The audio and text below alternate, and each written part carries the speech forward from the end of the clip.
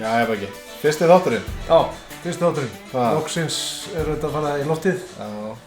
Og við erum nú búin að rífast nokkra daga það hvort þetta podcast, videokast eða þáttur eða hvað þetta Málið náttúrulega að við vildum að þetta væri þannig að fólk gæti hort á YouTube. Já. Af því að við erum náttúrulega með æðislegt myndefni. Já, og þetta er svona viss æðisgengin þrá hjá okkur að koma þessi í loftið og við köllum okkur tækjaóðir sem er eiginlega svona flott nafn, mjög flott nafn. Svo er spurning, er þetta videokast að þú getur hort, en svo getur þú líka bara hlustað? Já, sem er þá podcast. Er þetta þá ekki bara æðiskast? Þetta er æðiskast. Æðiskastið, tækjaóðir. Já, við getum orðið sammála það. Já. Það getur hægt að rífast hvort þetta er podcast eða videokast. Það er æðislegt. Þetta er æðiskast. Það er mjög gott. Og við ætlum að henda í sem sagt, þetta er í boði kargóflutninga og vefverslunar Hjarn og það er svona að þeir eru að gera okkur kleift að koma draumnum okkar aðeins áfram. Þeir kosta fyrsta þáttinn allavega. Fyrsta þáttinn og vonandi hoppa fleiri á vagnin. Ég trúi ekki öðru. Það væri æði. Það væri æðislegt að auglýsa í þessu æðiskasti. Já, bara ef að menn fá æðiskast þá endilega hafið þið samband. Við tækjaóða. Það er svolítið þannig. En, já, þetta er... Hvað ætlum við að gera hérna? Hvað erum við að fara að gera? Já, þetta er svolítið langþráður draumur. Við erum náttúrulega, okkur við báðum langað til þess að verða heimsfrægir á Íslandi og ætlum okkur að gera það með þessum þætti, en við erum svolítið að halda áfram með það sem að við kannski höfum verið á vegleið með, sko. Ég sætti mig alveg við að vera heimsfrægur í Reykjanesbæ, svona til að byrja með. Og svo kannski myndi þetta leiða eitthvað áfram. Svo vex þetta, sko. Og við þykjumst auðvitað að hafa eitthvað vit á motorsporti. Þú hefur keppt mikið og búið til keppnistæki og annað og ég hef svona meira verið að stýra kannski á bakvið tjöldin sem í Akís og Akstursjótafélaginu og hefur auðvitað tekið þátt í keppnum en já, viljinn hefur verið meiri heldur en árangurinn. Já, já, það er kannski áviðum fleiri. Já, mjög marga, en þeir vilja bara ekki viðurkenna allir. En okkur langar sem sagt... Við höfum svolítið átt á okkur á því núna þegar við erum, ég er allan að hættur að keppa og ég keypti mér buggy bíl og farin að ferðast landið á svona örlítið minni ferð heldur maður var vanur í rallinu. Já. Og maður er svona átt að segja á því að allir þessir karakterar, kallar og konur, sem að þykjast hafa mismunandi áhugamál, hafa í raun og veru nákvæmlega sama áhugamálið og bara vita það ekki. Þetta er bara dekk og vélar. Dekk og vélar og ferðalög. Mótor, við kallum það bara mótor og dekk og ferðalög og komast á milli staða án þess að labba. Já, án þess að labba, það er lykillinn. Það er lykillinn. Þú ert að þessu að því að þú ert bara latur og svo þróast... Við erum líka bara nútíma menn, við erum ekki... hvað eru, 150 ár síðan að bílinn var fundin upp og fólk er ennþá að labba upp á hálendi? Já, kannski 130 ár, en já, svona svipað. Er þetta fólk ekki búið að fá skilaboðin eða? Auðvitað verða menn örugglega þreyttir á bílnum, það eru til týpur sem verða þreyttir á bílnum. Já, en þá fer það bara endurhjól. Já. Eða jetski. Og ég myndi segja að tæki, dekkjum og mótor, það getur verið húsbílar, mótorhjól, fjórhjól, böggjar, jeppar, og svo þurfi ekki að vera dekk, geta verið flugvélar, jetski, bátar, þetta er allt tæki og GoPro-vélar, við getum endalaust tekið áhugasvið okkar sem erum tækjaóðir og meiri hluti landsmanna er þar líka. Og það er gaman að við skulum ná að loksins koma þessu komum sem þetta í gang. Og með honum þá ætluðum við svolítið að svona, sýna þessu fólki sem þykist hafa mismunandi áhugamál að þetta er í raun og veru sikkor hliðin á sama peningnum, hvort þú ert að ferðast á húsbíl eða bóna Ford-bíl eða keppa í rally eins og hann Óskar Sól. Já, og í þessu þætti ætlum við að hvað? Við ætlum að rúlla aðeins inn í rallið, við ætlum að fara aðeins inn í Ford-bíla hvernig Ford-bílar eru gerðir upp. Já. Við ætlum að rúlla aðeins inn í mótorhjólinn og við ætlum að taka líka buggy og fjórhjólaferð. Já. Þannig að við erum svona svolítið vítt og breytt. Já, út um allt. Og þú byrjaðir nú á því að stökkva Hvert fórstu, þú fórst og hittir Óskar Sólmundarsson? Ég hitt hann Óskar sem er náttúrulega svolítið sko langt leiddur rallyfíkill. Já, Búinn að vera í því lengi þó hann sé kannski að koma úr svona smá pásu núna. Já. Hann tók þátt í einni keppni í fyrra og við kannski fáum að sjá hvernig það endaði hjá honum síðar í þættinum. Það endaði ekki vel. Nei, en hann var kannski kom kaldur í þessa keppni og kannski ekki alveg upp á sitt besta en hann er að hitta sig upp og búinn að eyða ótrúlegum tíma í vetur í að gera upp bíl sem ég reynda að kannast aðeins við. Þú ekki bara kíkja á hvað maðurinn hafði að segja? Jú, sjá. Þú ætlar að keppa í rally í sumar? Já.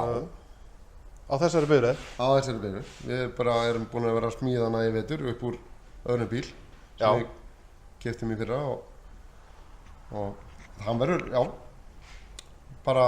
þetta verður bara öllu afli í sumar. Lýst vel á það. Og hvað er búið að gera við bílinn núna? Það er eiginlega bara að smíða hann upp frá bara síðustu skrúinu sem var eftir í honum sko. Og bara alveg upp úr. Við keyptum bíl í fyrra haust sem er með H6 6-cylindra Subaru vél, 3 litra. Já. Og það er í rauninni eina sem hefur farið úr þeim bíl yfir í þennan. Já. Það var bara vél og kassi og driflínan og rafmagn. En náttúrulega tölvurnar og þetta en allt annað er bara nýtt í þessu bíl. Það er að smíða búr og sjóða þetta allt upp og annað body. Hitt var orðið mjög lélegt. Mjög þreytt. Kannast náttúrulega aðeins við þennan bíl. Já. Þú komst mér í þennan pitt með því að flytja þetta inn. Já, ég lenti í þessum sama pitt sko. Ég var í nákvæmlega sömu stöðu og þú. Ég heyrði hljóðið í þessum bíl og ég fór alla leið til Lettlands að sækja hann sko. Þannig að ég er mun veikar en þú. Já, þú varst það veikur og ég reyndi að kaupa hann að þér en þú varst bara ekki komið nógu langt þá að selja hann.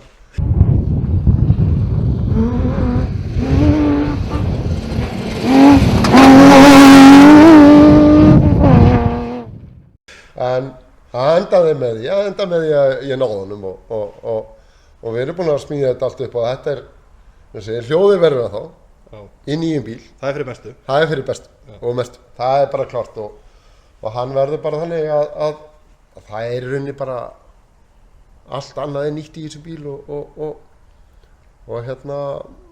já, svo var hann bara keyrður af fullu afli í sumar og eina sem verður gamalt í þessum bíl er í rauninni bara bílstjórinn sko.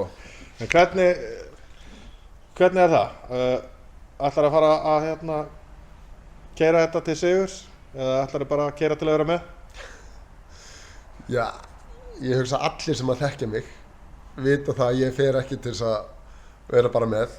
Nei. Það hefur engum máli skipt á hvaða bíl eða druslu ég hef farið á í rall að hún hefur verið keyrð á fullu afli og þessi verður þá og það er verið að smíða hann þannig að hann þóli mig en ekki einhvern annan. Ég er ennþá að leita að bifreið sem að þóli mig þannig að ég kannast við þetta. Ef við höngum á veginum að þá fyrir við hratt en það eru þessi steinar og svona eins og grjótið sem þú lentir á og það er það sem stoppar maður svolítið á.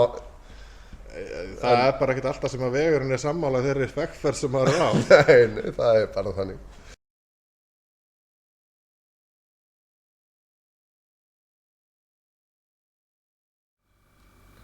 Geggjuð setning að vera að smíða bílinn eftir hvernig ég keyri. Já. Hann þykist vera viss það að hann hafi náð að smíða þennan bíl þannig að hann þóli hann. Já. Ég er ekki svo viss. Þetta verður athyglisvert. Já.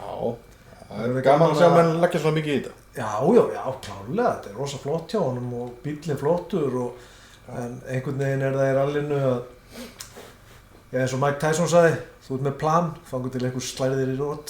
Já, það á mjög vel við í rallinu líka sko. Já. En við náttúrulega höfum svolítið líkindi við annað sport sem við erum að stunda. Þú hefur nú verið mikið í rallinu. Jú. Ég hef nú aðeins komið við það en bilaði bíllinn áður en ég komst af fyrstu ferjuleiðinni.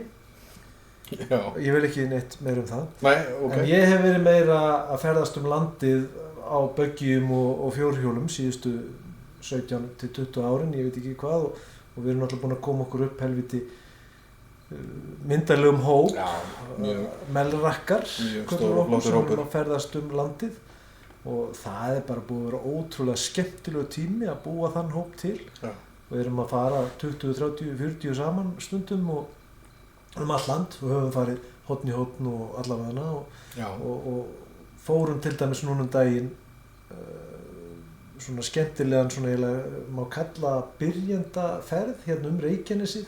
Ég myndir kannski ekki alveg kalla kannski ekki byrjendaferð en við köllum þetta formannshringinn og þetta svona krefjandi hringur en þú lærir mjög mikið og þú lendir í alls konar. Ég kem náttúrulega úr rallinu beint í þennan félagsskap og hérna verð að segja maður fær svona smá rally feeling og þetta kannski innan marka, þú ert ekki að þeir salga á fullu en þetta svona svolítið svipað, þú ert að fara frá A til B og hérna það eru áskorunir sem komu upp og annað og það eru reglur. Það er ekkert bara hægt að henda saman hóp og fara að keyra, það þarf auðvitað að hafa reglur alveg svo á mótorhjólum, þú þarft að passa á sér ekki að taka fram úr á þess að neitt viti og þarft að taka réttu megin fram úr og þetta passa upp á þann sem er fyrir aftan við. Þegar fjöldin er orðin svona mikill þá verða að vera einhverja reglur, þeir eru ekki bara einhverju 5 félagar að keyra sko, eins og orðið í melrökkum í dag að þetta eins og segir, þetta eru 30 stundir 40 tæki sko. Og það er skemmtilega við það en stundum getur það verið krefjandi. Það eru áskoranir. Já, þetta eru áskoranir.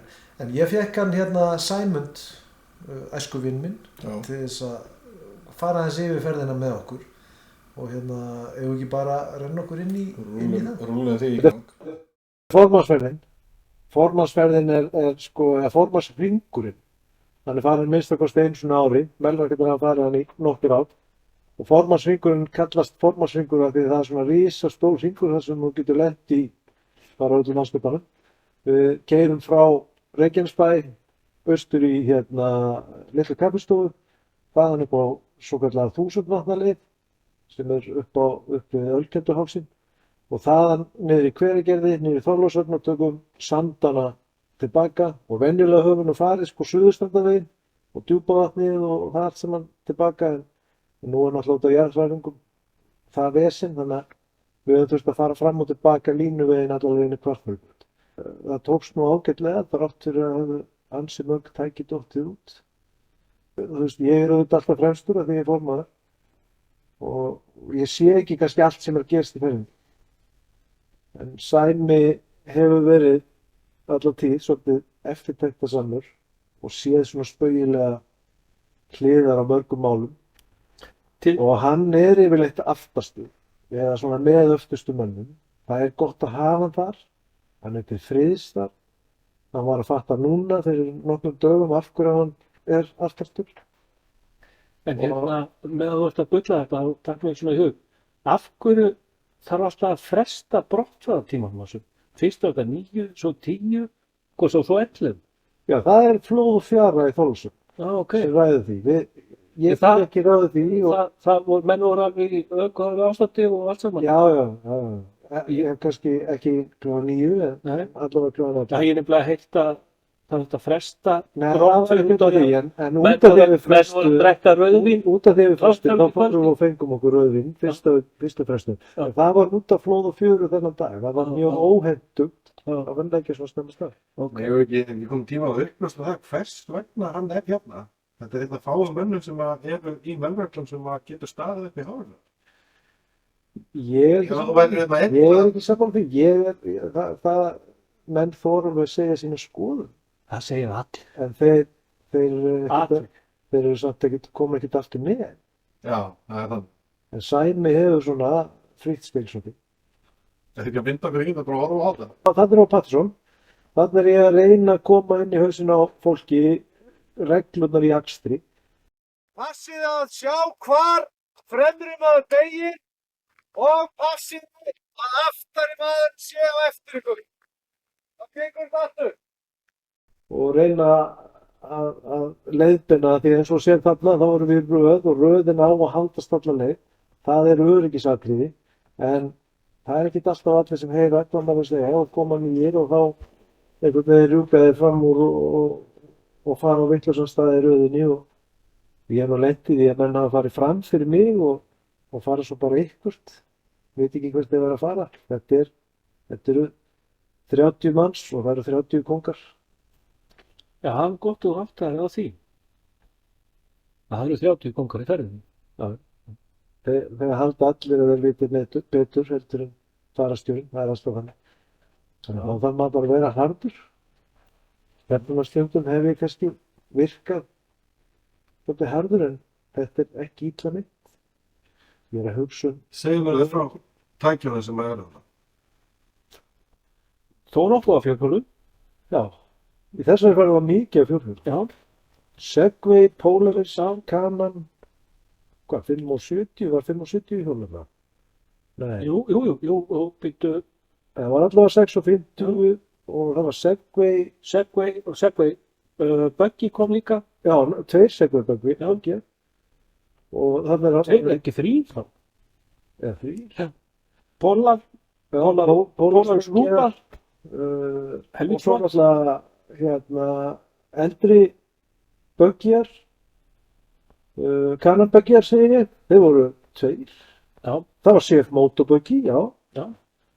Og svo var þarna auðvitað nokkri nýrri Canon X3 og svo auðvitað 280 hestaflafélagi. Já. Það mætir mjög oft. Já. Það eru auðvitað aðallinn í þessu. Það er nú ekki beint gáfulegur hópur. Með 280 hestafl og festa sig í snjó og eða þá að setja bara hausinn í sandina því að það er meiri gáfumennin maður.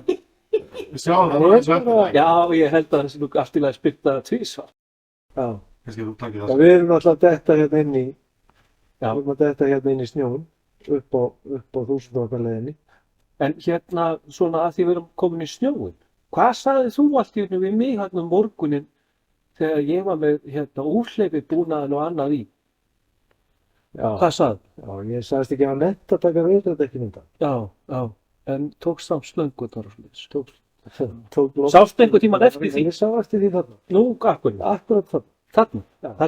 Það sem Polarisinn Tróðu. Þarna ætlaði ég að, Það sem var Polarisinn tróðu. já, þarna ætlaði ég að fara að bjarga konunum minni og Já. dóttur Já. sem voru fastar hérna aðeins fyrir aftan. Polarisinn tróðu það líka, Og ekki? sá svo þarna Polarismanninn hana, Já. við okkar. Góð drengur. Góður einhver, já, og ég ætlaði að fara að spæna upp fyrir hann hana og þá þetta var bara þannig að bíllinn rann bara. Þetta var Ég var þetta með 13-14 pundi dekkjunum og það var ekki séns að stýra neitt. Þannig að ég var að svona stýra, ég var að afstýra stórslýsi með því að stoppa. En Þá var þetta bara festin. þessi litli snjó sem var þarna, þetta var bara eins og öllum beljum í Þessi sveitinni hafði verið skellt út á sama tíma. Þessi snjór er með meiri snjó sem maður hefur séð. Raggi hafði Þetta var sérstaklega erfiður skall. Ég hef ekki séð erfiður skalla, ekki í vetur. Raggi Magg, hann hafði mjög gaman á þessu snjó. Hann hafði svo gaman á þessu, hann fóð fram og tilbaka. Raggi er auðvitað formaður jeppavinafélags Reykjanes, Já. 404, og reyndari mann finnur ekki og hann er ekki fastur, heldur er hann að fylgjast með hópnum. Og hann er ekki fastur. Nei, hann var alltaf fastur, hann fóð bara fram og tilbaka. Og hann er að svona prófa hann nýja bílinn sem hann var að kaupa og er þetta ekki Renly? Nei, hvað, er þetta ekki Renly með Honda mótor, 2000 mótor?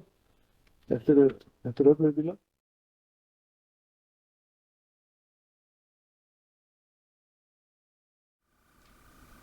Já. Þetta var svona smá innsýn inn í þessa Melrakka ferðir. Já. Og kannski tímabært aðeins að útskýra svona formatið á þættinni hjá okkur. Við erum náttúrulega svona báðir smá svona ADHD og vöðum aðeins úr Þú meira svona. einu í annað. Já, kannski spurning bara hvort að við fáum bara komment undir vídeoið og fólk getur kosið það. En svona haga sér við mig samt alltaf í þessum ferðum eins og sæðin að haga sér. Já, og það alveg góðar og gildar ástæði fyrir því. Þú hefur svolítið kallað það yfir sjálfan þig. En við erum svo sem, já, eins og þú segir, við erum að reyna að hugsa þetta æðiskast svolítið svona smá ADHD svona út allt og Já, en ekki við lofum því að það kemur samhengi í þetta. Já, það kemur samhengi í sko. lokin. Við komum Í lokin. aftur að bara Óskari síðar í þættinum. hlustaðu alla leið sko. Alla leið. og á þeim nótum þá ætlum við bara að stökkva í eitthvað allt annað en ég hef auðvitað alltaf haft mikinn áhuga á mótorhjólum Já, og, þú ert einnig þessa verbyggju það. já, og hérna og hef verið að lesa mig til mótorhjól, ég hef átt mótorhjól, átti í mörg ár mótorhjól og með þess að kefti kvarsmilu mótorhjóli, Já. gekk bara svipað eins og í öðru á því, ekki vel.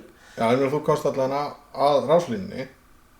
Já, það er gott. og endalínunni komast yfir hana. Já, það er bara markverður árangur. Bara alls konar svona og hérna, og ég fór að googla þetta og ég komst að því að fyrsta mótorhjólið, það var framleitt sko, kringum 1885, þegar þeir settu einsýlindirsmótor á trésliða. Já. Og svo út frá því þá fóru þeir að setja einsýlindirsmótor á reiðhjól. Það lítur að hafa þetta skemmtilegu tími þegar menn voru að prófa svo svona áfram. Klárlega. Og sko í dag eru framleitt 60 miljón mótorhjól í heiminum. Sem er, þú veist, mjög merkilegt að því að bílar, það eru framleittir 70 miljón bílar. Þannig að þetta er nú bara svipaður, sko, markað. Hvar eru öll þessi mótorhjól? 60% enda í Asíu. Já. Mikill markaður í Asíu. Helstu framleiðendurnir í dag eru Kawasaki, Honda, Yamaha og Suzuki. Ég hef alltaf verið svolítið Suzuki maður en þegar maður er að googla þá kemur annað hjól sem ég hef alltaf haft álit á. Sko fyrsta fjöldaframleita hjól í heiminum var Harley Davidson, kom að marka 1903. Já. Og William Harley, Arthur Davidson, þeir hérna eru í tréskúr fyrir aftan heima hjá hvort það var ekki heima hjá Davidson í Wisconsin í Bandaríkjunum og þeir hérna henda upp þessari hugmynd af mótorhjóli og bræður Davidson þeir koma með, William og Walter og þeir stofna fyrirtæki sem heitir Harley and the Davidson Brothers. Harley and the Davidson Brothers. Hétt fyrirtækið það? Það hétt það fyrst, Harley and the Davidson Brothers. Og þeir voru svona að selja lögreglunni hjól fyrst og svona, þetta var þótti bara flott hjól. Já. Og þeir náðu miklu vinsældum eftir að þeir fengu rísa samningu í bandaríska herinn. Þar sem að, í fyrri heimsstyrjöldinni, þar sem að herinn keypti 50.000 hjól. Já. Kom þeim í gegnum fyrri kreppuna og þeir voru tveir Harley tveir mótorhjóla framleiðendur sem komast í gegnum kreppuna og það var Harley Davidson og hitt var Indian hvað hétt það? Indian Motors allavega þeir eruðu vinsælir í gegnum mótorhjólaklíkur eins og Hells Angels og voru mikið í bíómyndum og árið 2023 til dæmis þá voru seld 30.000 ný Harley Davidson á heimsvísu og ég fór að hugsa hvar gæti ég fundið Harley Davidson eiganda og ég fann einn mjög nálægt mér og við ætlum aðeins að ræða við hann. Já. Og kannski fá að prófa. Já, það var skemmtilegt að fá að hitta hann. Já. Hann hafði frá mörgu að segja. Já, og búin að svona nettgeðu, búin að fara ringinn þrisvar og eitthvað svona á þessu hjóli og já, þetta er ótrúlega svona karakterar. Já, þessi skrýtni karakterar er alltaf að þurfa að vera, þú veist, geta ekki bara verið út allt, sko, þessi menn geta ekki verið rólegir. Geta ekki verið rólegir, geta ekki verið kjurir, geta ekki einhvern veginn bara verið á sínu litla frímerki og notið þess. Finnst það geggjað? Já, finnst það líka. Ef að henda okkur inn í aðeins kíkjum á að fræðast Harley Davidson hjól, þá fór ég að hugsa hvern þekki ég sem á Harley Davidson hjól sem að væri auðvelt að fá á staðinn og ég þekki auðvitað. Sælvertu, hver er þú og af hverju þú á Harley Davidson hjóli? Hvað gerist? Sko, ég heiti Jón Berg Reynisson, Já. er á þessu bróðið þinn. Já. en ástæðan fyrir að ég á Harley Davidson vegna þess að ég bara búinn að kynnast mjög mikið af típum, hvernig þær eru og hinum á þessum göllum, hvað getur klikkað og hvað þarf að gera. Harleyin, hann svona amerísk framleiðsla frá framleiðanda sem að framleiðir bara mótorhjól og maður getur einhvern veginn alltaf redda sér í öllum aðstæðum, þannig eiginlega datt ég inn á þetta, hef verið hrifinn af þessu síðan. Já. Keypti þetta hjól fyrir rétt tæpu ári síðan og sótti það á Akureyri og það hefur auðvitað klikkað í nokkuð skipti en einhvern veginn hefur það alltaf reddast fyrir vikið. Klikkað.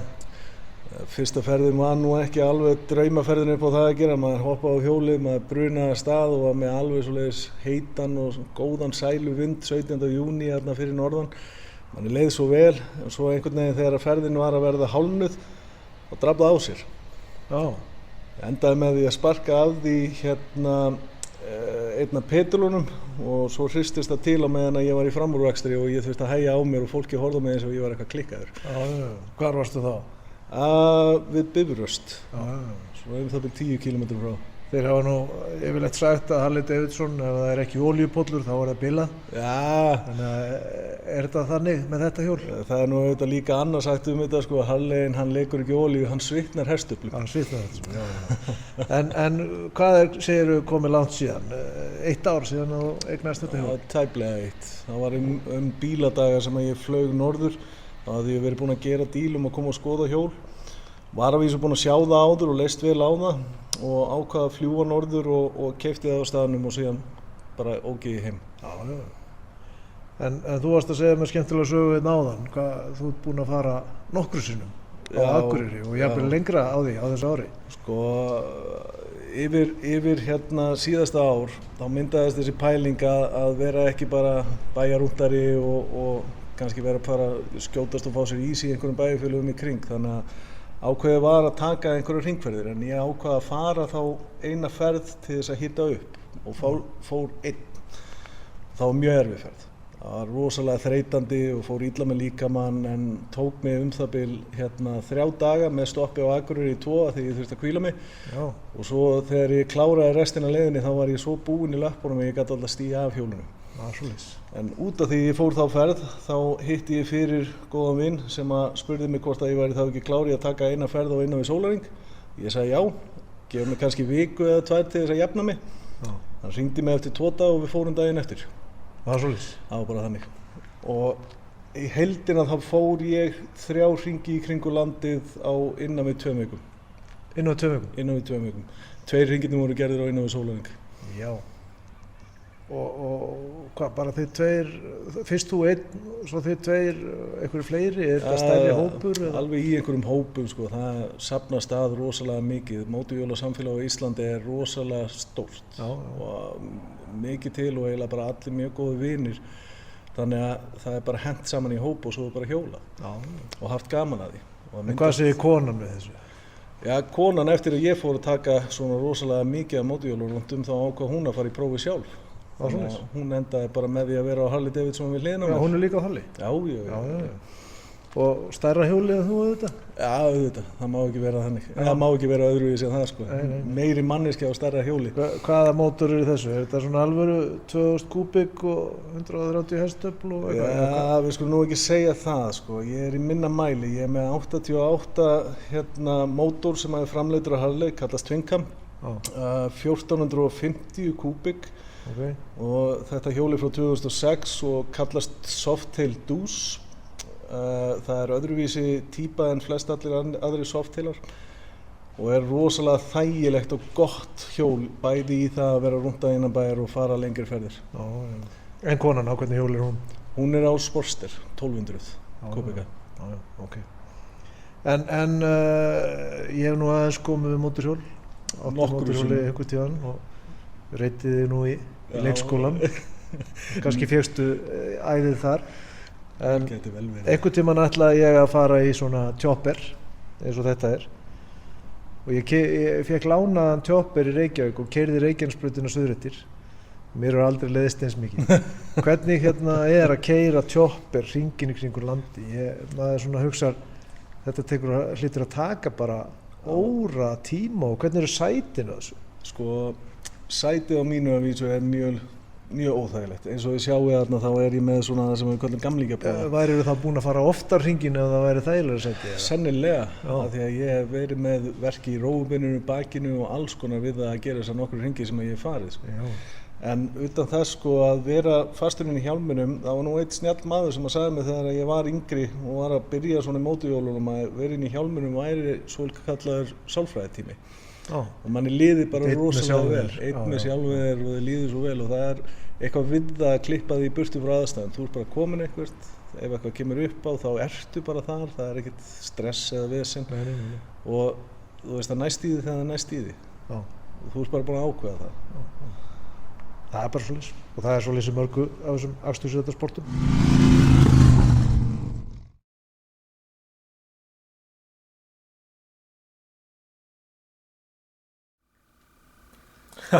Geggjaður punktur að þú veist ég held að hann myndi sko lofa hjólið þegar ég spurði sko hvernig er sætið og þá bara svona sætið, það er hræðilegt. Samt fyrir hann aftur og auðvitað hlaut að vera þetta væri bróðir þinn. Bróðir minn, litli bróðir. Eða þú veist, hann er minni en ég og mér fannst við ekki sýna það nógu vel í myndinni. Nei. En hann er minni. Það er ekki staðsett myndaðalinn einhvern veginn. Ekki minni hæð heldur litli bróðir sko. En til þess að rugla þessi áhorfundum að þá ætlum við núna að stökkva í eitthvað allt annað. Allt annað. Hvert erum við að fara núna?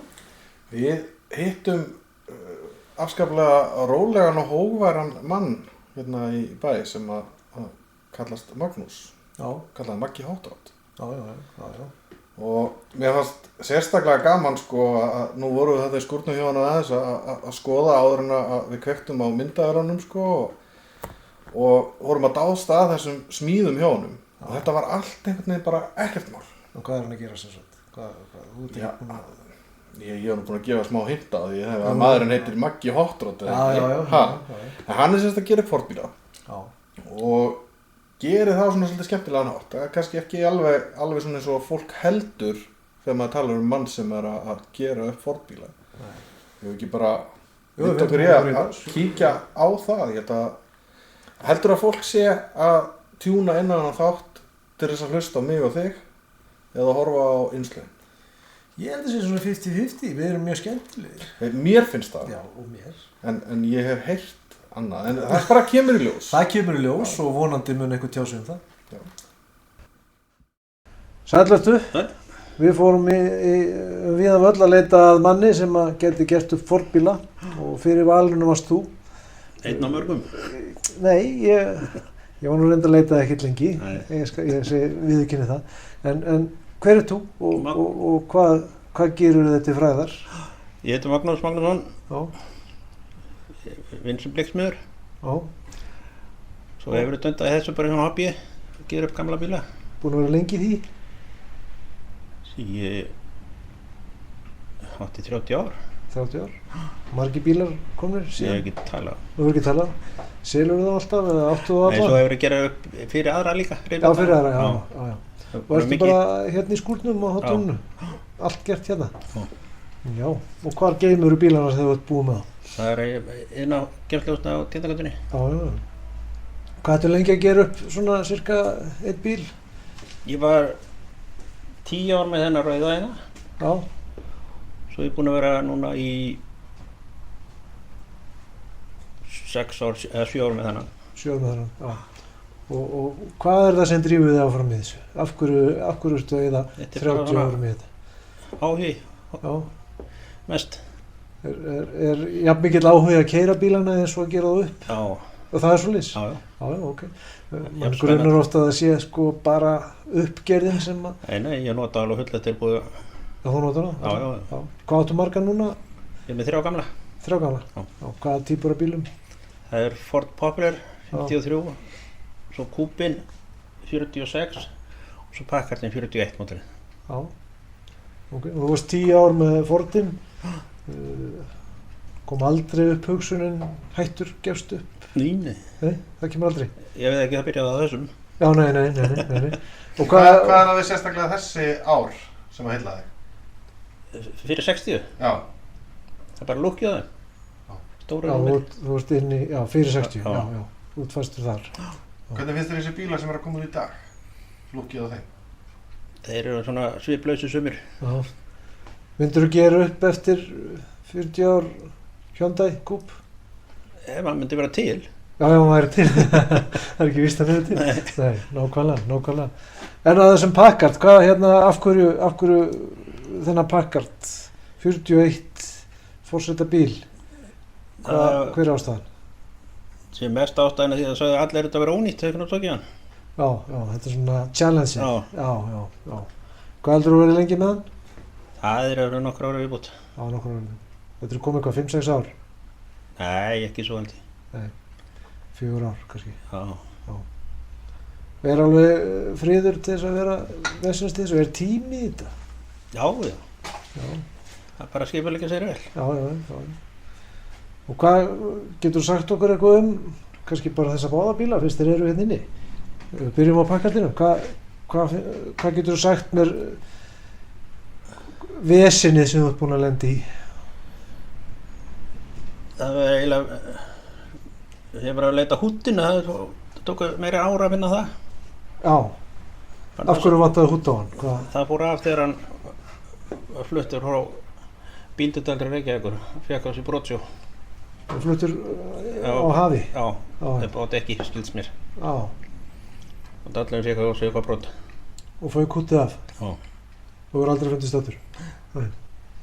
Og svo fór að einhver rúðum held ég að vera líka og það voru bara hýður í land. Og það ertu búin að finna húdd? Já. Fann það í San Francisco. Eitthvað kostar svona húdd og að koma með það hérna heim, já, þetta er nú leiðileg spurning, en hvað kostar svona bíll uppgerður? Ég veit það ekki. Það er vant að meta það. Þarf maður ekki stundum að kannski, já, þú náttúrulega tekur aðra bíla til þess að hérna, fjármagna eigin neyslu. Já, svona segir. Já. Hvað er mótorur í honum? 350. Já. Sérvi, ok. Alveg mótor. Hvernig mótor var í svona bíl, orginal? Það var einhver 6-cylindra línuvél. Já. Þannig að þetta er ágætis upgrade. Já. En er þetta þá helst kannski bara dundið og ánægðin við að koma einhverju sem var áður ónýtt aftur í gott horf? Er það aðal áhuga? Já, ég læt útlita halda þessu nokkuð veginn, en endun í allt kramið. Uppfærið aktursegjuleikan og annað. Já. Það er svo, ég sá á rauðabílnu hjá þér að þar ertu með einhverja tölvustýringu væntanlega fyrir þá fjöðrunina. Já, loftbóði fjöðrunina. Já, þú kannski sýnir okkur það þetta. Já. En þessi rauði, hvað getur þú sagt mér um hann? Var hann sama? Einhver sem sagði þér að það væri ekki... Nei, ég bara datt niður á þetta. Uppi Kjós? Já. Og var hann í niður nýslu? Já. Þetta var bara flagg. Já. Hvernig, hérna, ég sé að það er engir hurðarhúnar á honum, hvernig opnar svona bíl? Það er með fjárstýringu. Já, það er fjárstýring bara. Segulspólur inn í hurðunum sem að toga í læsingarjárnið. Hvað ár gerir þessi bíl? 46. Það hefur nú ekki verið standard 46 fjárstýringar á hurðunum. Það má uppfara á. Já. Hvað getur þú sagt mér um þennan bíl? Hvað ertu búin að eiga hann lengi? Ég er búin að eiga hann á bíl í 15 ára allavega, ekki vera. Þú ert stoltur af þessu, þú ætlar að eiga hann? Já. Og er þetta bílinn sem þú keyrir um landi með hjólísið? Já, líka, ég var nú hinn líka, Popularna. Já. Og svo eru 4-5 bílar hérna úti, allir að sömu tegund? Já. Af hverju sömu tegund? Hvað? Það er bara söfnun ára þetta. Já. Það eru bara til 5 á landinu. Já, þú áttu alla? Nei, ég á 4. Já, þú átt 4? Já, það eru 4. Já, ok. Það er búið að bjóða með 5. Já, og á eftir að gera hann upp? Nei, hann er bara á göttunni í byrjun. Já, ok. Hvað er merkilegt við þann? Akkur viltu eiga 4? Þetta er eftir líka eitthvað 48 til 51 sér á hann, held ég. Já. Þetta eru svona, já. Þetta er allt þetta er elsti 2006. Mesta vísinnið svona í vinnunni. Það var mest hérna í kring. Gluggastykkið? Já, gluggastykkið. Það vant alveg undir rúðun og fyrir þurrkurnar og allt. Og hvernig gerir það? Hvað gerir það? Ég fór bara eftir kromrammana sem var inn til að finna út hvernig línurnar ætti að vera í þessu. útlitið. Og svo bara síður í þetta. Já. Vertu með alla græjur í þetta hérna? Já. Suður Nú hefur verið að skoða myndir hvernig þetta á átt að líta út af því mann aldrei segið þetta. Þannig. Þannig að þetta er smíðað mikið til fríhendis bara. Já. Og hvar farið vara hlutina svo? Það er nú ekki eins og getur farið bara í Stapahöll og keypt það. Nei, þetta kemur allt úr Ameríkuhrefnum. Já, og allt til í svona bíla síðan 1940, 30, 60. Ég veit ekki, ég breyti yfirleitt öllu, þannig það er svo lítið orginalt dót. Já, það? Já. Já. Búið að breyta mælaborðun öllu og Já. hérna.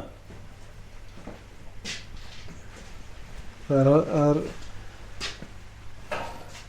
Já, þetta er nú vígulegt mælaborð. Það var svona. Já. Í langt bara einn mælir.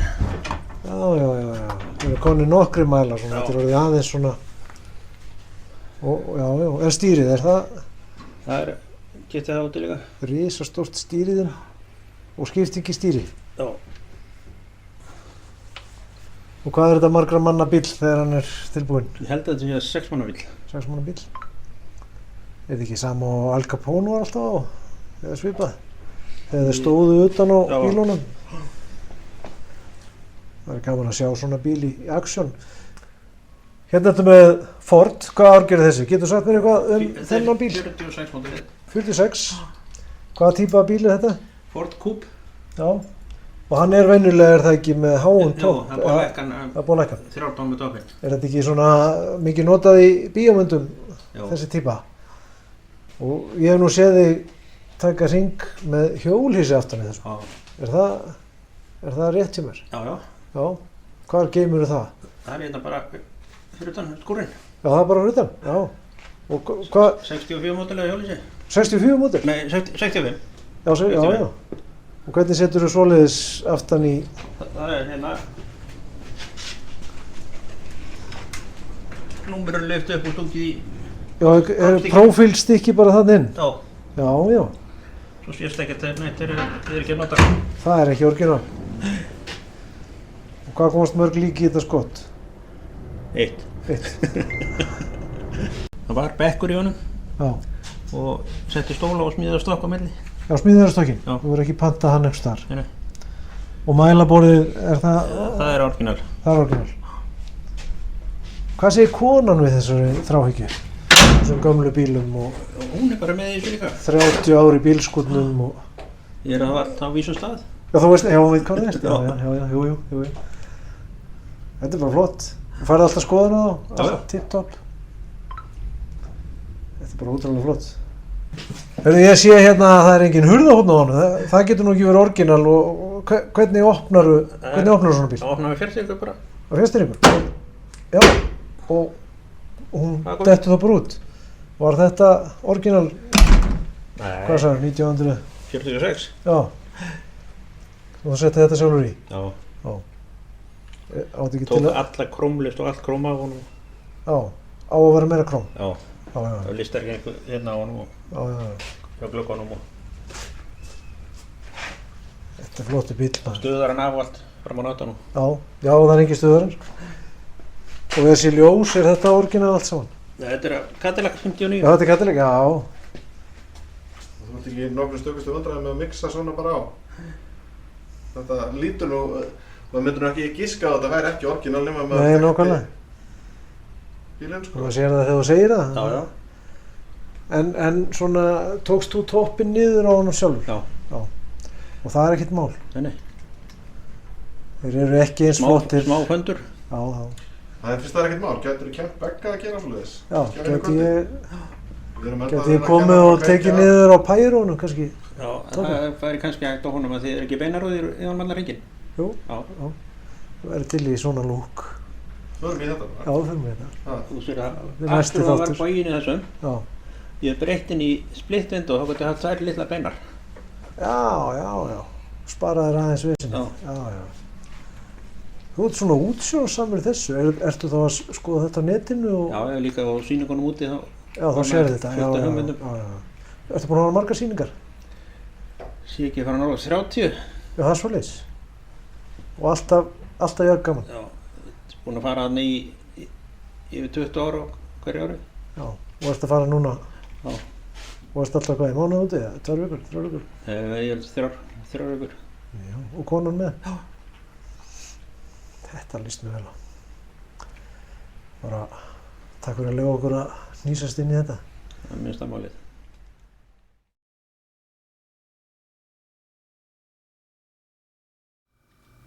Já, mér hafast þetta mjög skemmtilega kall.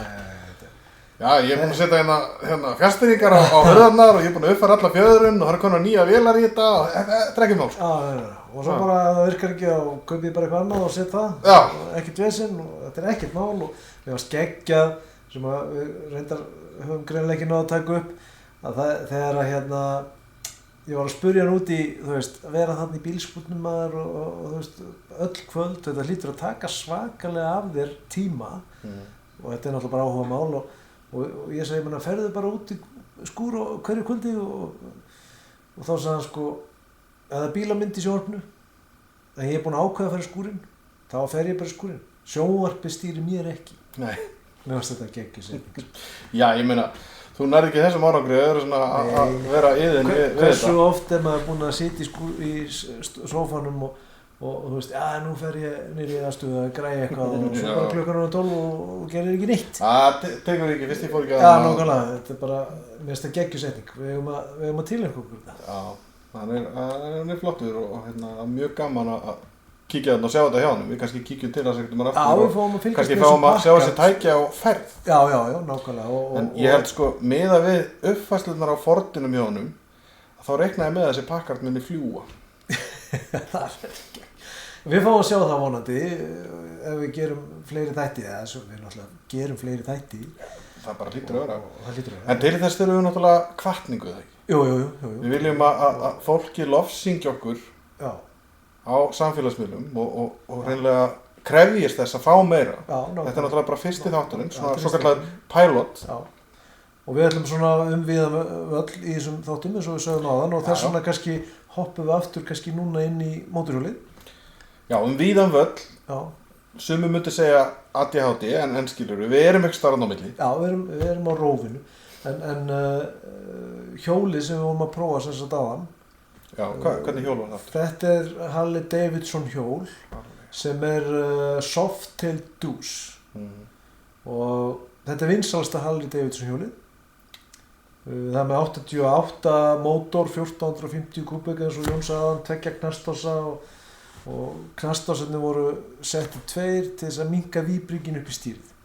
Þetta var náttúrulega, þetta hefur örugglega verið á fyrstu hjólunum, þá hafa við verið bara með í öxlunum og að keyra þetta sko á þessum hörðu hnökkum og guð má vita sko og hún heitir Softail af því að fyrir 1983 þá var Harley Davidson framleiddur og mótorhjól í heiminum framleidd með 2 dempara að aftan eins og að framan. Og það er þetta hardtail. En svo fóru þeir að setja lítinn dempara framan á gaffalinn fyrir framan afturdekkið sem kallast á Softail.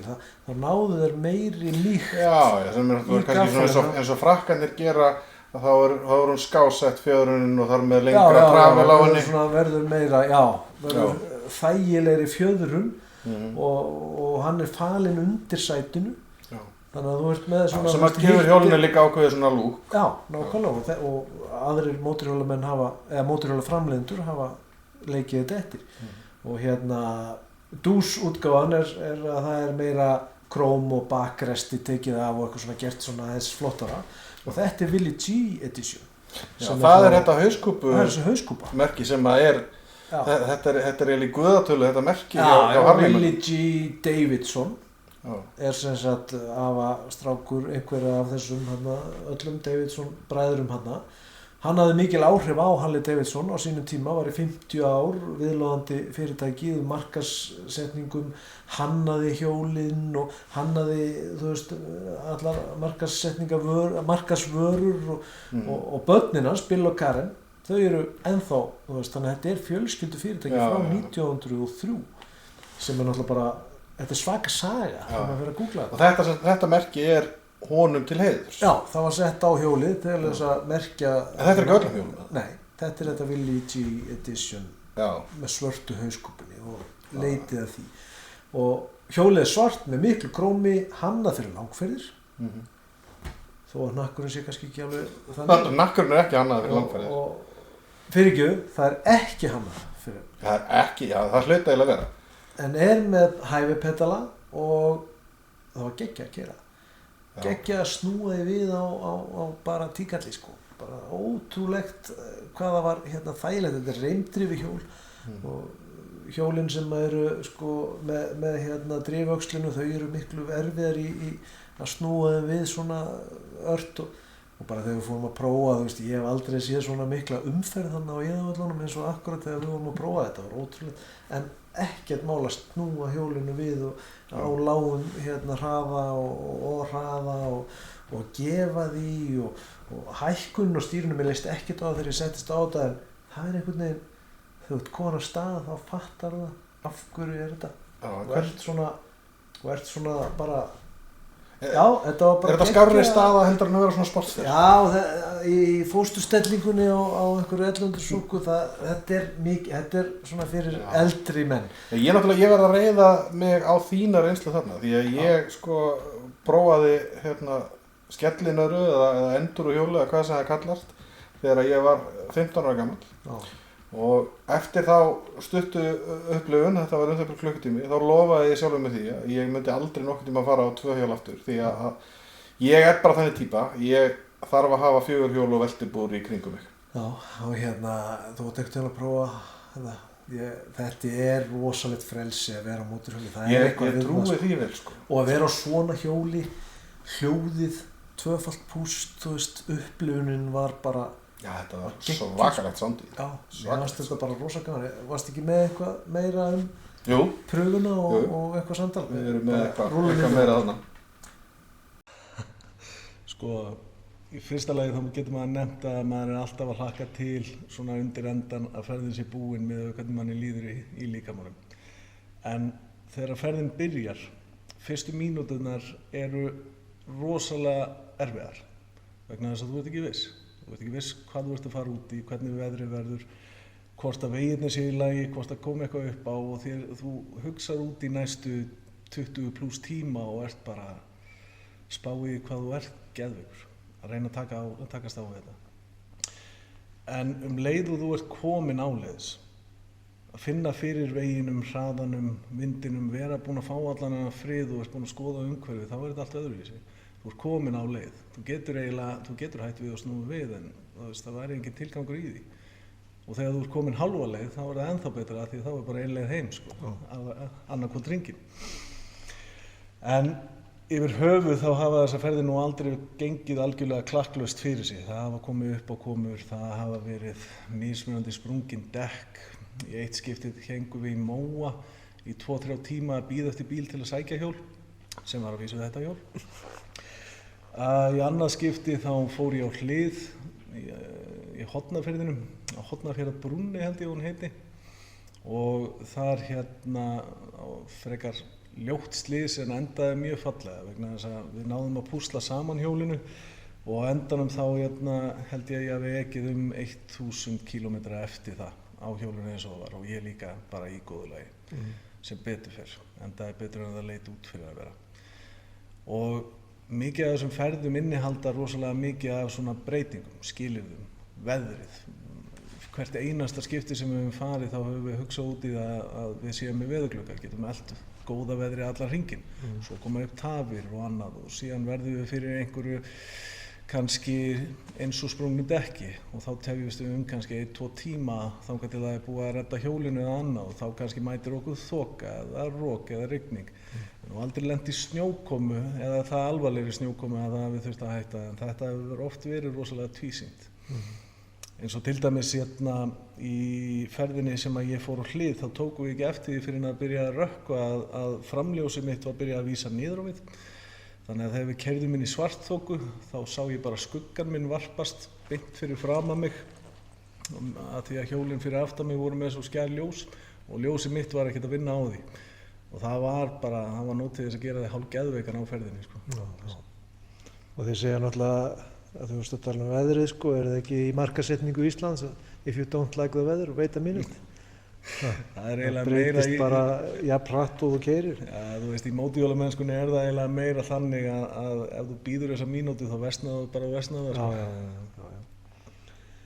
En já,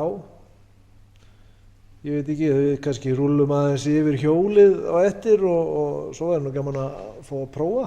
Ég hef aldrei prófað Harley Davidson og hef ég nú prófað mörg hjól ævina. Minnsta máli. Þannig að ef við ekki bara vinda okkur í það. Hvað segir Jón? Hvernig virkar þetta svo? Já, hjóli sem slíkt virkar eins og öllunum hjólu. Það rennur áfram, það eru tveimur dekkjum, þú ert með þyngdarpunktinn og allt svoleiðis en auðvitað Harley mótorinn er svolítið kraftmikill mótor. Hann kippir rosalega mikið í þegar þú ert að gefa inn. Og sérstaklega það sem þú átt eftir að taka eftir þegar þú ert að skipta gír, þið líður eins og þú sért búin að brjóta eitthvað inn í mótornum eða gírkassanum þegar þú gerir það. En öðruvísi það þá er auðvitað þetta hærra stýri. Það kemur ekki orginal með því. Ég setti þetta á svona. Mér finnst það upp á ásetuna að gera miklu þægilegra þegar maður er að fara lengra. Það er kannski eitthvað sem þú þarft að venjast af því að þú hefur sennilega verið meira hérna niðri. Er þetta ekki bara sama tóbaki? Þetta virkar alveg eins og öllunum mótorhjól. Þú veist, sem Harley maður þá má ég nú ekki segja öðruvísi en það að þetta er sennilega, þetta er mótorhjól miðað við öll önnur. Þannig að, ertu tilbúin að reyna á það? Já, ég skal. Ég er tilbúin að prófa. Þá reynum við þetta.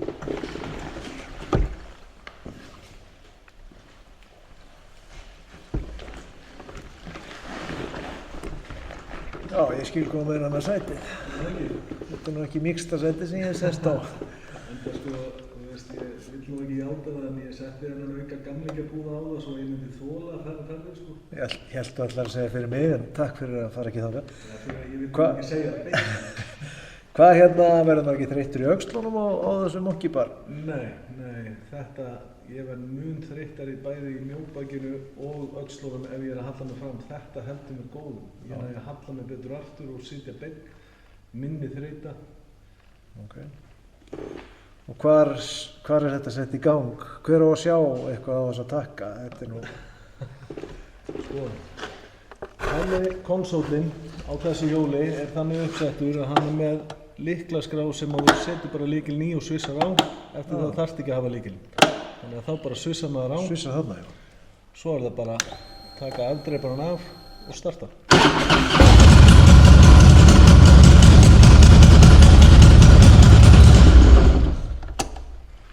Ekki blókið. Þetta er bara alvöru. Þetta er fá smá feeling. Þetta svissa á fyrst. Já.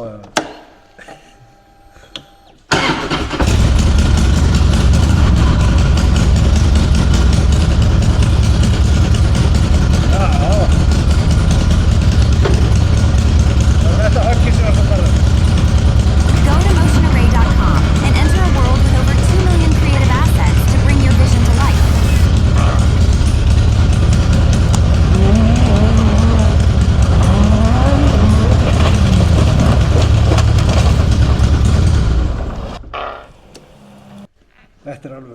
Þetta er alvöru. Akkur eignaðist ég aldrei Harley? Þú verður að vera með hjálm og allan öryggisbúnað, sko. Já. Þetta er bara fyrstur okkur. Sem er að komast að því að hún leiddist svo mikið af hjóla og hún er alltaf á einhverjum einn mótorhjóli.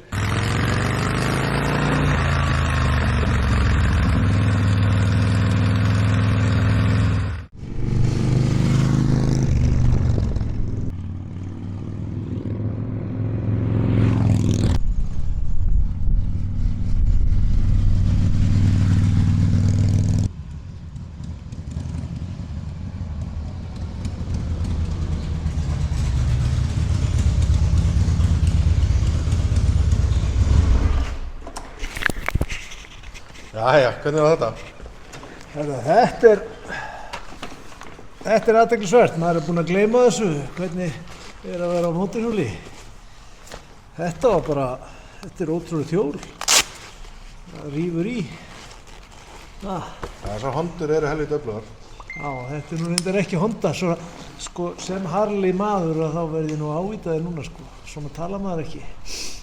En ég hef aldrei keyrt Harley Davidson áður og þetta var alveg rúndur, svakalegur kraftur í þessu og maður fær einhvern veginn svona já, alvöru mótorhjóla feeling, en það hljóði líka ekki skemma. Gekki það. Já.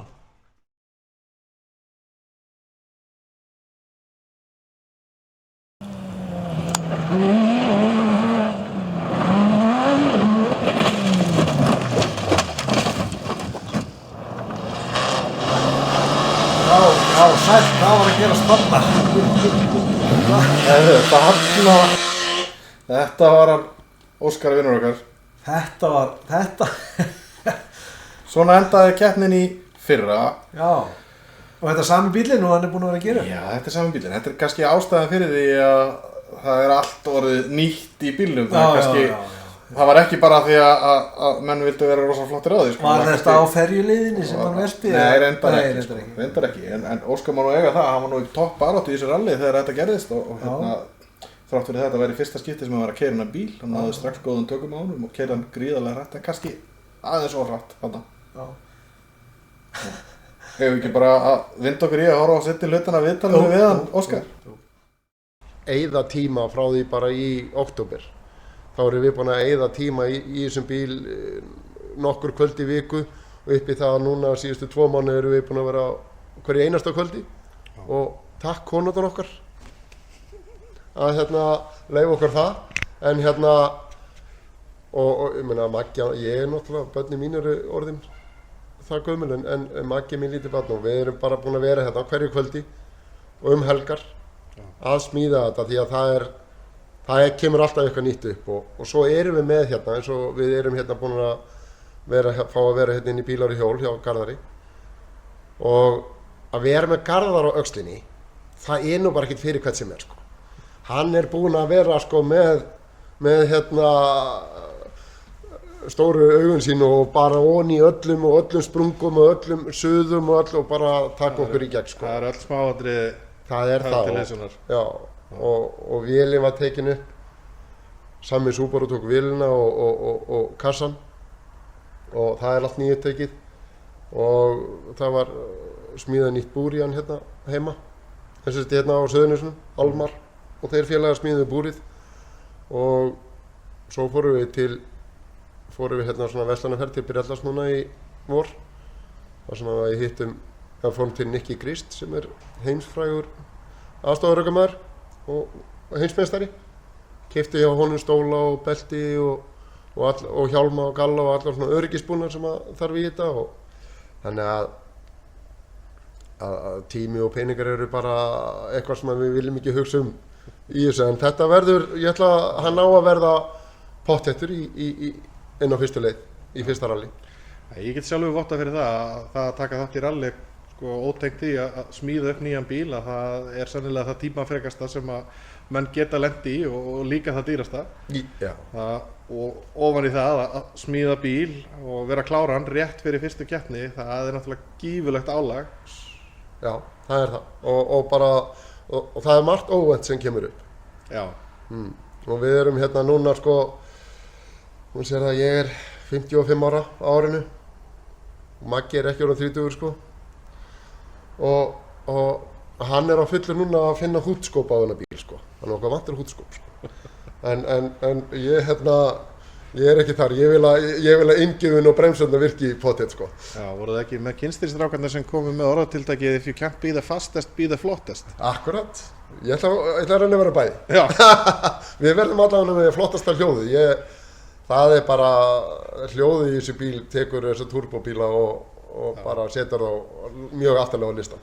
Þessi bíl er náttúrulega svolítið einstakur af því leyti að til mikið að Subaru á Íslandi og þeir hafa verið vinsalegri í rall en þessi er aðeins öðruvísi. Segðu mér aðeins frá því.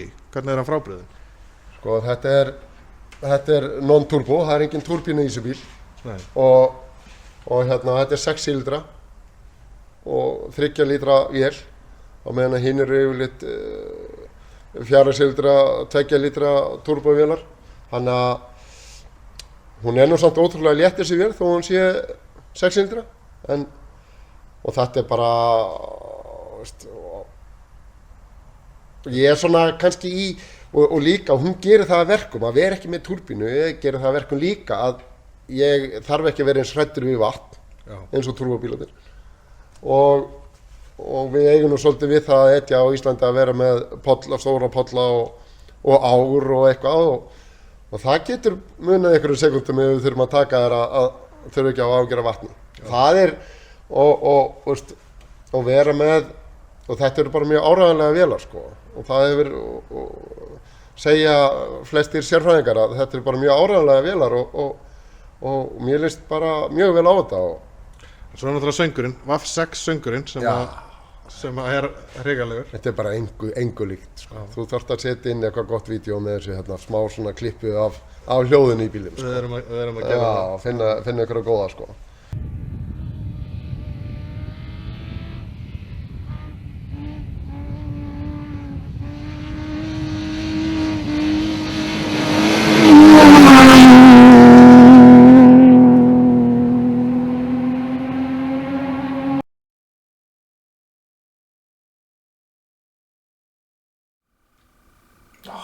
Ég hefði ekki átt að selja hennar bíl. Nei, já, þú fluttir hann inn, þennan. Já, ég gerði Hvað er búið að velta honum oft síðan? það. Er bara einu sinni. Nú, það bara ég reyndi að náða að parkera hann ofan á steini sem við kannski segjum frá því einhvern veginn seinna. Það var mikið afrek. Við ætluðum upp úr þessu í næsta þætti, eða og jafnvel í þessum þætti. Í þessum þætti ætluðum við að sýna frá rallinu sem átt að vera, 1. júní. Hann varði ekki út af dollu. Já, nei, það var fellt niður út af jarðhræringum í Grindavík. Já. Og það er náttúrulega bara Reykjanesið er undir í Reykjanes eldum hinum síðari. En vonandi munum við nú bara geta haldið þetta rall sem var fellt niður. Já. Haldið það og þá getum við bara fengið Óskar hérna í settið eftir það rall til þess að svona. Já. Af því ég held að við hefum kannski ekki alltaf bara vera ég og þú hérna í settinu. Nei, pointið með þessu ef að fólk tók eftir logoðun okkar hérna í byrjun, það er kaffispjall sko. Kaffispjall sko. Og skál. Stundum förum við og hittum fólk í skúrunum og stundum fáum við fólk hingað til okkar. Já, nokkulega. Ég hef engin áhuga á því að horfa á okkur tvo alltaf sko. Nei. Það er kannski fínt að ég standi upp eða þú standur upp og við fáum einhvern annan í staðinn. Það væri bara skemmtilegt. Það væri bara skemmtilegt að fá fleiri hérna inn og taka gott spjall. Já, einmitt af því að við vorum að tala um hérna sko, það er eitt sem við gerum ekki. Við prófum alls konar tæki en við göngum ekki. Nei. En við þekkjum nú einn mann sem er, skulum við segja, líkamsræktar frömuður og leggur mikið upp úr svona líkamlegri hreyfingu og svona en hann er svo líka algjör og forfallin motorsportfíkill og maðurinn er náttúrulega bara gangandi þversögn. Það er ótrúlegt að þetta skuli fitta saman því að venjulega eru þeir sem eru svona bílakallar, þeir eru með hérna smá perustefni en það er reynt sagt, stundum er bara óþægilegt að vera í kringum hann að manna því að hann er skemmtilegur, hann kann að keyra og svo lítur hann út eins og 18 ára skori núlingur í boxi sko. Íþróttaálfurinn. Já, íþróttaálfurinn. Hann er eins og íþróttaálfurinn. Er hann íþróttaálfurinn? Ég held það. Ég held að hann hlaupi það gerfi ef einhverjum vantar hjálp. Já. En hérna, eigum við ekki að reyna að stefna og koma honum í settið? Jú, og eigum við að uppljóstra hver þetta er? Nei, það þarf ekki. Nei. Þið viti hver þetta er og þið sjáu það þá. Við látum það koma óvart. Næsta þætti, ef hann er ekki að fljúa, hann er nefnilega flugfreyja. Alveg rétt. Hann er búinn að læra að fljúa líka. Já, nei, ok, förum ekki alla leið sko, hann er flugfreyja. Já, menn hann kann samt hann er ekki flugmaður. Nei, ok, hann kann að fljúa, er það ekki? Jú, hann hefur flogið í rally og í rallycrossi, en hann er ekki flugmaður. Hann er ekki flugmaður, nei, hann er hérna mjög góð flugfreyja, er mér sagt. Já, og hann hefur reynt ímislegt og já, það kemur ljós. Það kemur ljós. Næsta þetta, við sjáum það. En talandi að vera með einhvern annan í setti, eigum við þá ekki bara klára spjallið okkar Sæma formannsferðina? Formannsferðina. Áttu við ekki að klára seinni partinn? Ferðin sem var farin á vegum ferðafélagsins Melrakka sem er núna deild undir AIFS. Já, Akstursíþróttafélagið Suðurnesja. Akstursíþróttafélagið Suðurnesja. Þar sem við erum í stjórn. Já, þar sem við erum í stjórn. Og já, hefur við ekki bara vinda okkur í það? Vindum okkur í það. Já. Svo gamla sjóvaran, byrjaði bara að moka. Þarna var nú eitt sko, sjáu þarna hvernig hann stillir hérna gleðipinnanum á toppinn. Þetta er alveg, við tökum þennan mann ekki eftir með okkur hvað. Þetta er skelfilega illa uppsett. Þarna, já, svostu, 75 kannan, bara spændi yfir þetta. Já. En ekki 780 hestafla buggy. Já, ég var búinn að fara 4 sem við. Ha? Ég var sko Er til mynd af því? góður formaður, sýnir hvernig er að festa sig. Sjáðu, þarna kemur hann. Hver er þetta? Ég þekki hann bara ekki aftan frá. Nei. Þarna, þetta var eitt sem ég var ekki alveg að ná hjá hann Valtý, sko. Þetta er eftirfarinn. Kemur hann á spænir og var næri búinn að renna á mig. Ég er enda þurfti ekki að skamma hann. Hún, Svafa tók hann alveg að lífi hann inn í bíl. Það var þetta að leggja heila tross og hún var bara fast í sko. Hvað? Þetta að leggja heila tross og þetta mikli, þetta var ekki nýtt. Þessu líkist í þetta. Svo þarna byrjaði ég að, þú veist, ég hleypta þessu úr og þarna byrjaði ég að ná bílnum upp og Já, þarna er eitthvað. þarna náði ég mig upp úr festunni. Já. Svo er þarna er Halldór kominn, Já. spænaði þetta. Maður sér það samt að það eru allir farnir þarna áður en hann kom. Það treyst honum lengi. Varst þú síðast um þessu? Já. Það var svona sín, þetta var þarna, fórst út upp, já. Það var eitthvað annars en tók. Það voru allir farnir að dansgólfinu þegar hann fekk að dansa. Þarna erum við komin inn á 1000 wattaleiðina. Þetta er geggjuleið. Rennlín var eitthvað að bleita sig og eitthvað að koka, þannig að ég skilði vel að hann þorði nú ekki alveg að fara inn á leiksvæðið alveg strax. Hverjir eru þetta? Þetta er svo, þessi fjórhjól, þetta er ekki orðið úr. Svo er hérna, hver var hann með eitthvað aftan á? Hvað Hvað er langt síðan að Bjöggi setti fjórhjóls? Það er langt. 2 vikur. Nei, þetta er ekki lengra. Það hlýtur að láta sig ég er löngu hættur í þessu fjórhjól. Það er augnablik, hann er búinn að svo stengla í maður. En hvernig er það? Þarna er á 1000-leiðinni. Og þetta er alltaf vanir menn. Það er kæluvöku og olja og öllu tækjum. Það er farið yfir þetta allt saman. 29 tækja af 30 pössuðu þetta. Já. Það er yfirleitt alltaf. Það sé eftir mótóin. Já, það var einn með 2 tæki sko. Já. Nei, Hann passaði að sitt var það en ekki hjá öðrum. Já. Já, er það að menna það aðrið? Það hefur ná ekki. Þessi þarna, þessi er reyndasti fjórhjólamann í hópnum. Eiríkur. En það á hann traktor. Já. Nei, sko ekki hjóli. Hann á traktor. Uppkjöfum traktor. Búin að kemur hringinn í kringu landum með fellísi. Já. Og þarna eru segveðir. Þetta eru geggjutæki. Segway buggy, Arna Bjarkars og það er hinn, hérna 280 hestafla félaginu. Já, hann svo sem setti hausinn í skassi. Íslandsmeistari. Já. Og svo er eftirfarinn, búið að losa. Hann var fastur. fastur. Þarna, já, formannsfrúin var ekki alveg að fylgjast með. Átt að Guðsjó og kartöflurnar hann. Já, það var, hérna, hún er bara alltaf að elda þessi elska. Já, það er gott sko. Viltu þú þetta, kartöflurnar? Já. Og þessi fræðingur, það veit allt. Hvernig er brasa formannsfrúni? Ekki með þetta bara. Heiti kólunum. Já, þetta er líka eins og það sem er á hér sem við spannum. Já, fyrir utan festuna og var ekki. Já, nei, þetta er eina brasið. Þú meina bara almennt á buggy? Nei, bara í okkar lífi. Heimilislífi, lífi og... Það er mjög góðu dill, sko. Já. Þetta er eina brasið á hér sem er í okkar. Já, sæmyndur. Það er einkennilegt hvað hann þarf alltaf að vera mikið að brúta. Þarna var að byrja að flæða að sjöðu, við vorum í tómu vandræðum. Það gerist alltaf sko, það er tóma fjara. Það er svona líka slöðu við setna stað, annars hefðum við ekki náð. Það er alltaf eitthvað þessi nýsum fyrir. Alltaf eitthvað þessi nýsum fyrir. Ekki kannski alveg á mér en svona á varafólkinu.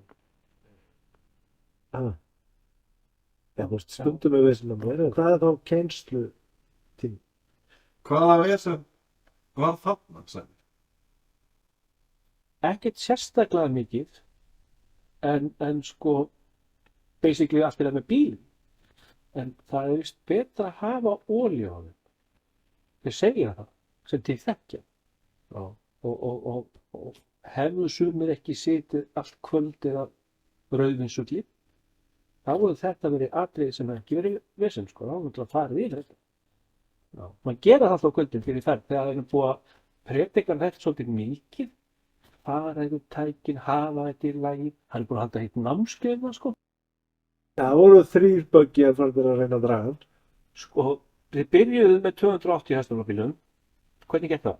Það gengi ekki. Nei. En svo kom eftirfærin, þarna bara svona orginan, ekkert breytt neitt, sko. Hann dró hann. Já, jú, sá bíll er orðið þreyttur. En það? Já. En hann hafði frúna, sko. Já, með 280 hestaflabíl.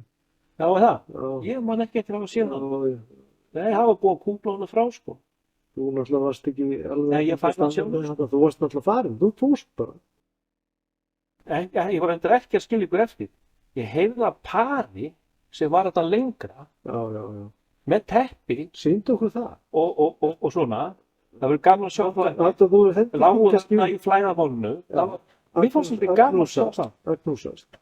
Já, ég veit ekki hvað þú voru að gera, en þau voru að gera eitthvað. Hver er svona helsta ástæðan fyrir því að við erum að sækja á þessa sanda? Hvað er svona skemmtilegt við þessa sanda? Það er bara svo geggjað að keyra svona sanda hratt.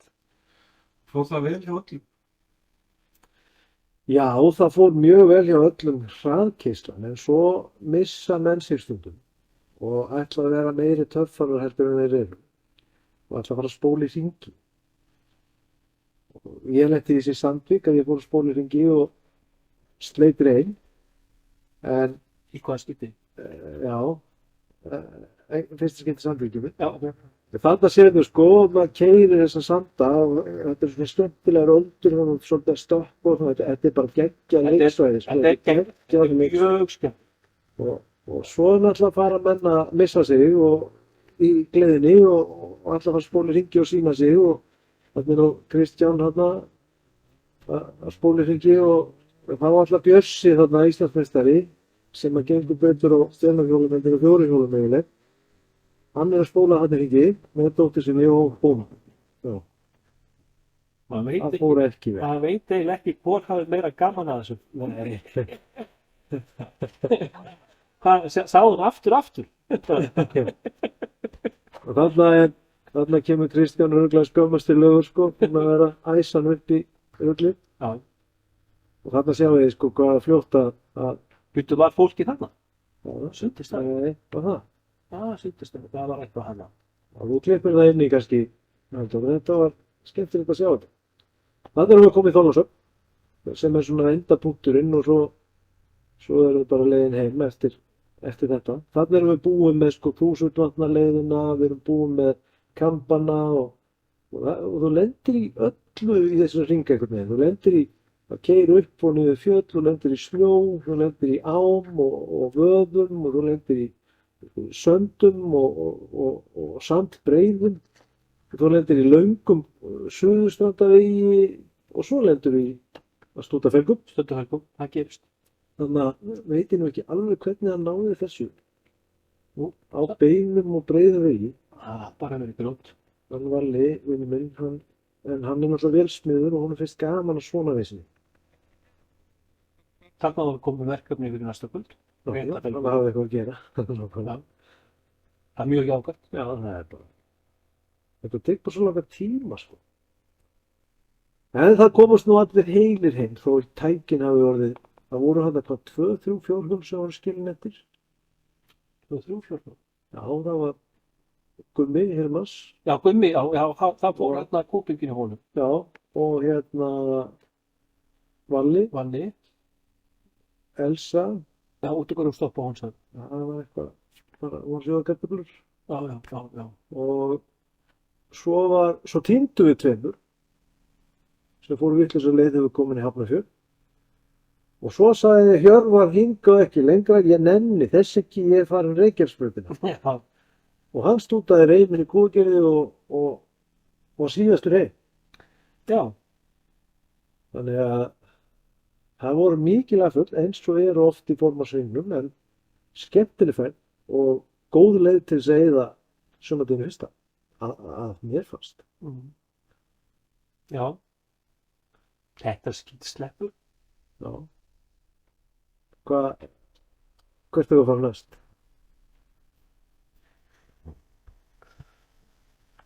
Sjóbandaskarið, það er svo gaman að sjá þið synda. Já. Ég veit. Við förum við það seinna.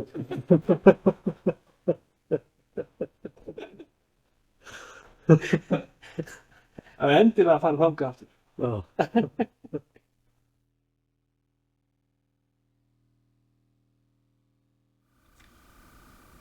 Það var að tala um að synda í sjóbandaskaðið. Og við förum fljótlega ansi stóra ferð. Já. Og vonandi getum við svona rent yfir hana svona. Það er skemmtilegt að fá Sæma hérna, hann sér þetta öðruvísi. Og hérna, við ætlum ekki að ræða þessa langaðatsferð þarna. Við förum yfir það seinna. Við erum að fara risaferð í sumar og munum kannski henda einhverju efni hérna inn eftir hana. Við ætlum að taka svolítið upp þar. En þetta er skemmtilegt og þetta er búið skemmtilegu þáttur. Já. Þetta er svona stiklað á stóru og hérna, ég held að okkur hafi tekið svolítið að sýna konseptið, hvað það er sem við viljum gera. Við viljum vera svolítið út um allt og sýna það, hvort sem að þú ert að smíða Ford-bíla eða rallybíl eða ferðast á fjórhjóli. Og þetta svona í grunninn sama áhuga málið og ég held að það sé vel hægt að búa til einn þátt sem að svona hjúpar þetta allt. Já, klárlega. Og við ætlum að hafa þetta 25-30 mínútur og við erum komin í tæpar 1,5. Við erum komin svona klukkutíma framir. Þetta er allt mikilvægt. Mér finnst það sko. Já. Ég held að þetta er skemmtilegt svona, þú veist, þú áttu þetta, ef þú ferð út að labba og ert að hlusta á æðiskastið, þá áttu að vera svona 1,5 tíma úti. Já. Allt fyrir neðan það er bara ekki að virka, en við mælum samt ekki með því að þú sért að labba. Ekki mikið vera að labba. Nei, ekki. Þetta er eiginlega, já, frekar, þú átt að vera 1,5 tíma að vesinast í skúrnum. Já, frekar eitthvað þannig. Eða þú getur verið á hérna, eBay að versla aukahluti. Já. Það er AliExpress. Til dæmis, já, Ali. Það er alls konar svona hægt að gera. Skiptum reim á bögginum. Skiptum reim, já. Þú getur verið að gera alls konar. Já. En taktu þið tíma og hlusta á æðiskastið því að það er æðislegt. Það er það. En enn betra er að horfa á það. Já, svo er þetta að horfa á það. Man eftir því þegar Stöð 2 sko, læsti fréttunum, þá fór bara alltaf að heyra á bylgjunni sko, þegar fréttirnar voru lesnar. Þið verðið að sjá þetta æðislega myndefni, þetta er alveg bara heimsklassa myndefni og það er þetta þannig hjá okkur sko. Ef þú ert að hlusta á Spotify núna, þá þarfst að horfa aftur á þáttinn á YouTube og sjá myndefni. Það er allt að gerast. Og við ætlum ekki að hætta hér, við ætlum að halda frá. Já, við ætlum að gera pásu hér. Pásu hér. Og svo bara skála í kaffinu. Við erum hérna með írska bolla. Og það er út af svolítið? Já, hverju er það? Það getur vel verið að ég sé að fara til Dublin og það getur vel verið að ég tæki það upp að ég ætla að fara að keyra meginn á veginu. Já, það getur enda illa. Þú verður að passa þig á þessu. Það mun enda illa. En við sjáum til. En þangað til í næsta þætti, þá bara kveðjum við. Takk fyrir í kvöld. Takk fyrir í kvöld. Eða í dag. Já, fyrir eftir hvenær þú ert að horfa. Eða bara í nótt. Takk fyrir.